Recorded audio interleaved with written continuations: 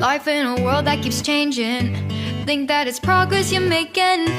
Copy and paste pretty faces all the time. Pictures so perfect we play.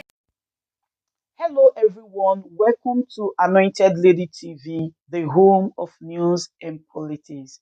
If it is your first time in this channel, you are highly welcome. Thank you so much for stopping by. And if you like what we do on this channel, hit on the subscribe button, also put on the notification bell so you'll be notified by YouTube anytime we drop a new video. And if you are returning subscribers, thank you very much for always coming back to watch our videos. On this platform, we drop videos every day and we react to every video that come our way. And on this very video, I will be watching with you. And after watching, let's go to the comment section and drop our opinion constructively. Like our videos and also share our videos if possible. See you next time in my next 29th of this month, because the laws categorically said that they are going to finish everything before the swearing in. But now we are still having pending issues in court, and they're talking about swearing in. What is the way forward about that 29th of this month? It is not every law that is breached that will end in giving you all you have asked for. Let me give you an example. The issue of 25% in the Federal Capital Territory. If the law, assuming finally is interpreted to say you must get 25% before you are declared a winner. Now, anybody that did not get 25%, it doesn't mean the person is disqualified. It means there will be a runoff. So if you take that one alone now and say you want to do that, court determine this one. If the court say there will be a runoff, between who and who? So you would have to determine all other things. So that if the court makes a decision on something based on the breach of one law, then the court will check all the other evidence to determine now which people are qualified for the runoff. Now, assuming you go to the issue of disqualification, you say you want to take it alone. Assuming the court say, yes, Tinubu and Shettima, they are disqualified. Their votes are wasted votes. Then who will the court declare winner? The court will still need to look into the evidence to know who are the people that they will declare winner amongst the remaining people.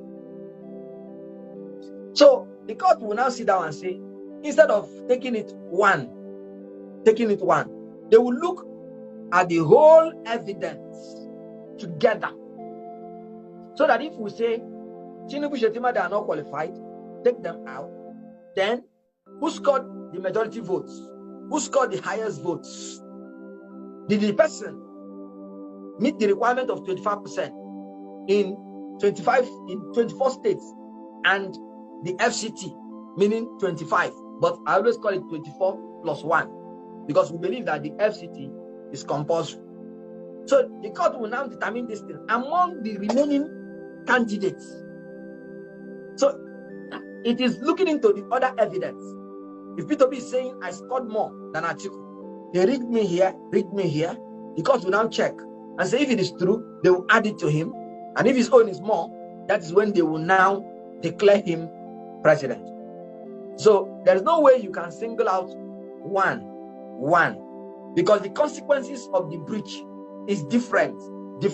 You must look at all of them in totality.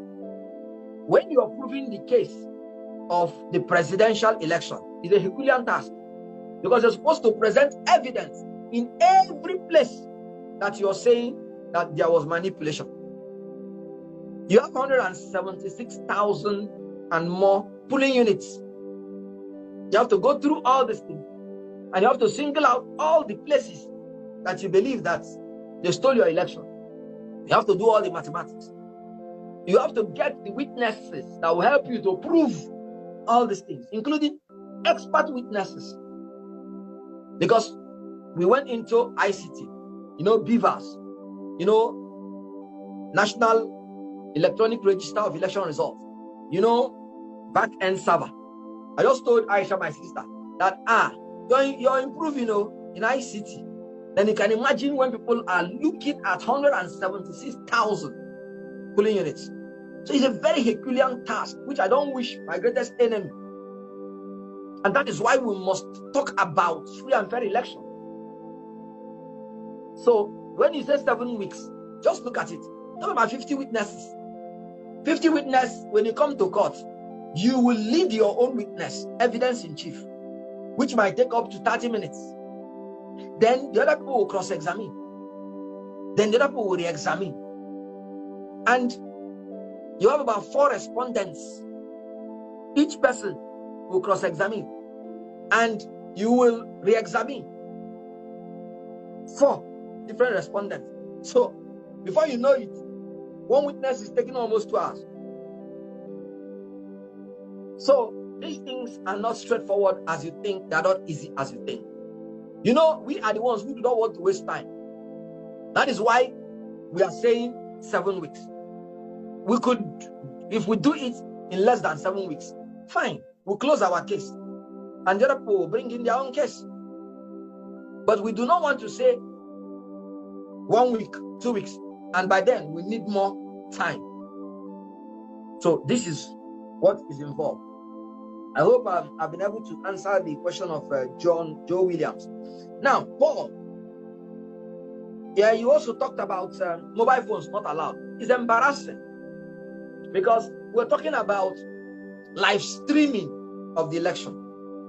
And like I said, if you read your constitution very well, section 36, subsection 3, made it mandatory that our courts should be sitting in the public. What we have in Nigeria is court, not cult. What we have is C-O-U-R-T, not C-U-L-T. It is only courts that sit in secrecy.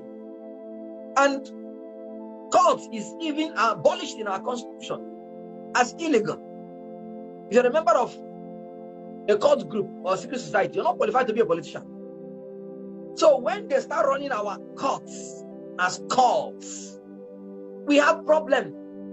And that's why most things are shredded in secrecy, lack of transparency. We need to live stream. What is anybody hiding? They say our court should sit in public. Section 36, subsection 3. You have your constitution, check it. So it's actually a denial of rights to Nigerian people, that they will not sit in their houses and watch the proceeding. You see, this government has been denying us everything. They said they're going to transmit our result in real time, the same day, from the polling units, and everybody will know what is going on. Why would they deny us again the live streaming the same day from the court to the viewing pleasure of Nigerian people, so that they will follow up?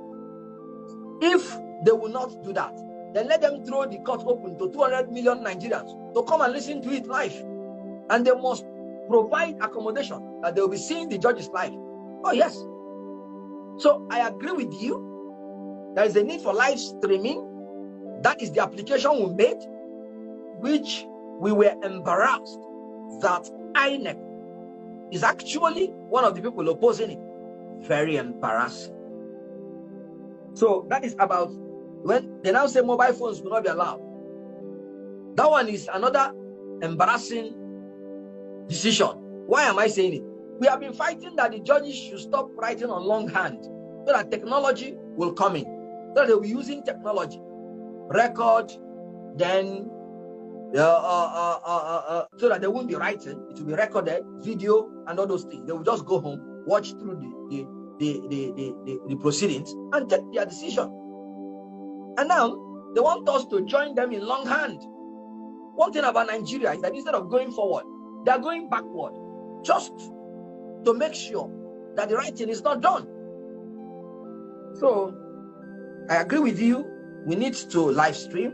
They will need to allow mobile phones to be in the courts. I don't see any reason why it shouldn't be. Now, Mr. Paul was talking about they will scatter our party. Well, what are we going to do after May 29? You know, why Nigeria has not become good is because of complacency of the opposition. It's not because of the violence of the bad people. It's because of the silence of the good ones. If opposition sell out to the ruling party and they are not providing good opposition, both of them are guilty. Both of them are corrupt. That is the issue. So what we are going to do is, they will attempt. Yes. We should resist as we're doing now. Well, they just took light. So I'm asking for a stand down for about 5 minutes, because they just took the light now so that they can put on the gen.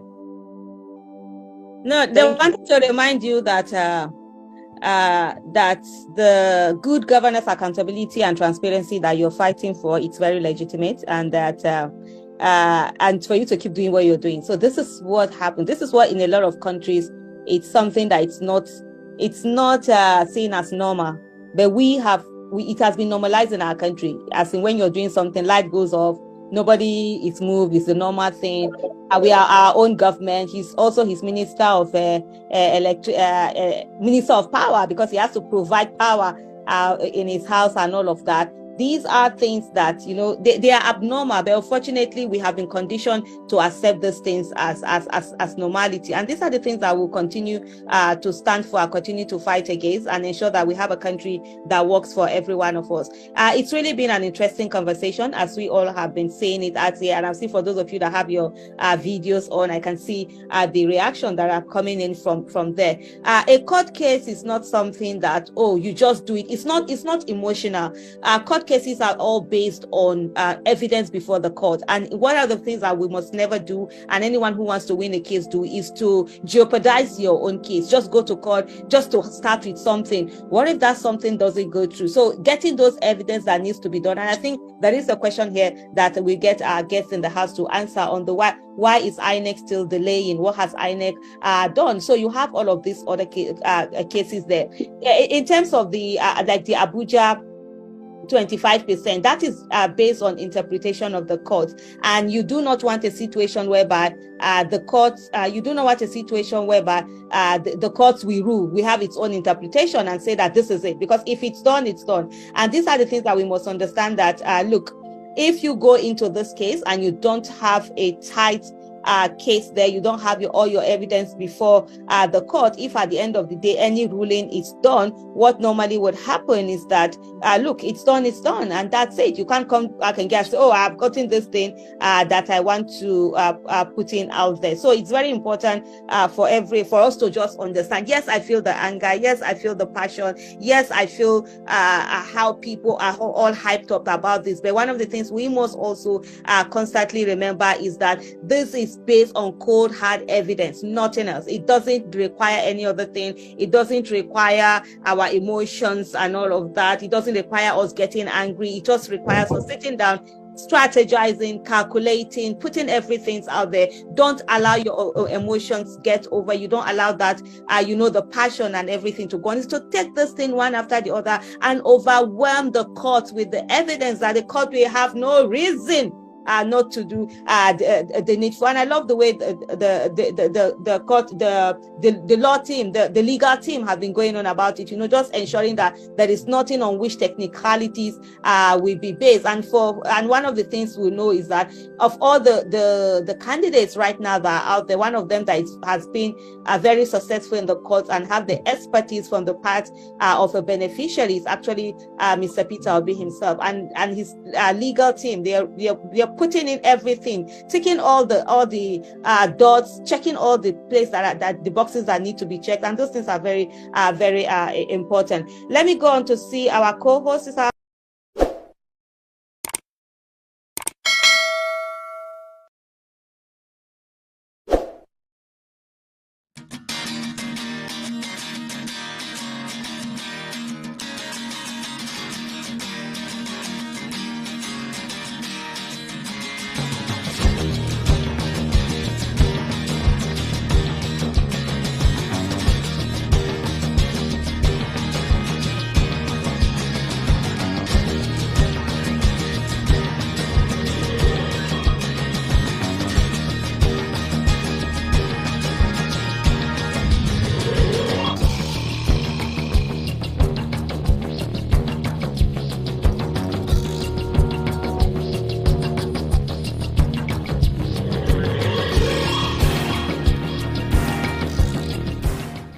and gentlemen, good day, my brothers and sisters, my mummies and my daddies over there.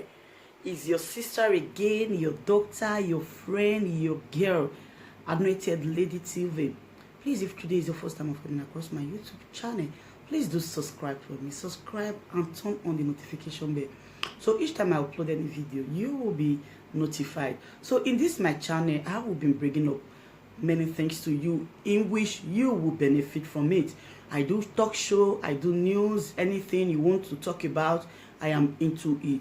Please subscribe and turn on the notification bell.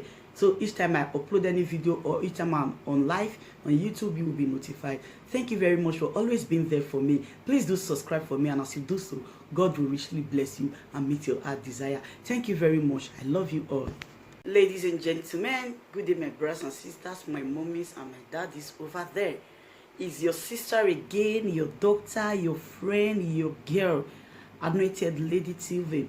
Please, if today is your first time of coming across my YouTube channel, please do subscribe for me. Subscribe and turn on the notification bell. So each time I upload any video, you will be notified. So in this my channel, I will be bringing up many things to you in which you will benefit from it. I do talk show, I do news, anything you want to talk about, I am into it. Please subscribe and turn on the notification bell. So each time I upload any video or each time I'm on live on YouTube, you will be notified. Thank you very much for always being there for me. Please do subscribe for me, and as you do so, God will richly bless you and meet your heart desire. Thank you very much. I love you all. Ladies and gentlemen, good day, my brothers and sisters, my mummies and my daddies over there. Is your sister again, your doctor, your friend, your girl, Anointed Lady TV.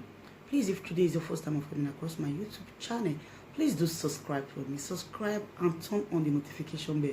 So each time I upload any video, you will be notified. So in this my channel, I will be bringing up many things to you in which you will benefit from it.